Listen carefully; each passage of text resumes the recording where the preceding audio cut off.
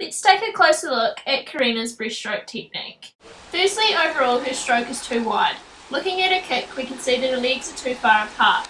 As a result, she's pushing water in towards itself, reducing propulsion. Also, her arms are too wide, creating more drag in her stroke, as her body position is not streamlined. Her head position means that her head is too high in the water. As a result, not only does this drop her hips lower in the water, pushing her up rather than forward, it also creates a pocket behind her head, creating more drag. Her breathing pattern does not follow a constant rhythm. As we can see, she does not take a breath at each stroke, resulting in her arm and legs actions being performed at the same time. This causes a lack of propulsion because her arms are supposed to lead in the stroke, pushing water out of the way so that the kick can propel her through the water. Now we're going to be providing remediation drills to improve the kick aspect of Karina's stroke. The main aim of these drills is to get her to bring her knees closer together so that she can push water back and propel forward more efficiently.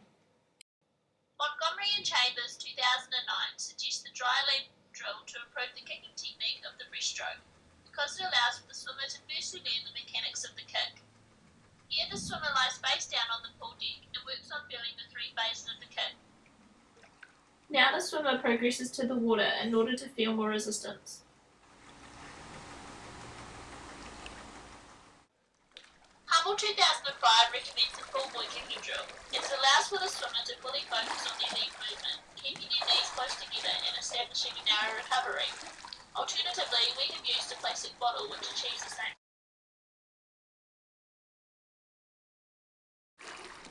Australian swimmer Ashleigh recommends the dolphin kick drill. In this drill, the swimmer applies a dolphin kick instead of the breaststroke kick.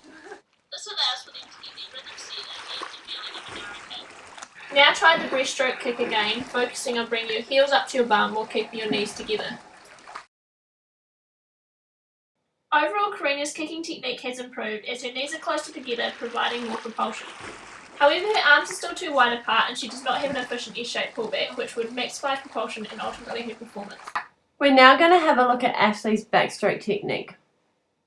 Ashleigh's legs are kicking straight up and down instead of to the side. This is leading to the unnatural snack-like movement in her torso. Furthermore, Ashleigh's kick is sporadic and her knees are breaking the surface. This inefficient kick causes an inclined body position, which creates frontal resistance and turbulence. A fluid body roll maximizes the power of the upper body, but because Ashleigh's is unnatural, it is causing her head to dip under the water and her body to drop lower, thus creating drag. In Ashleigh's arm action, you can see her hand slap the water flat, go straight down in a circling windmill action with no push-pull phase achieved. This sweeping arm action causes more resistance and turbulence and reduces propulsion.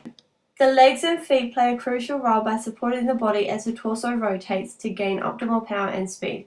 We're now going to focus on remediating Ashleigh's backstroke kick to achieve this. This drill helps Ashleigh gain more control and the correct technique over her sporadic backstroke kick.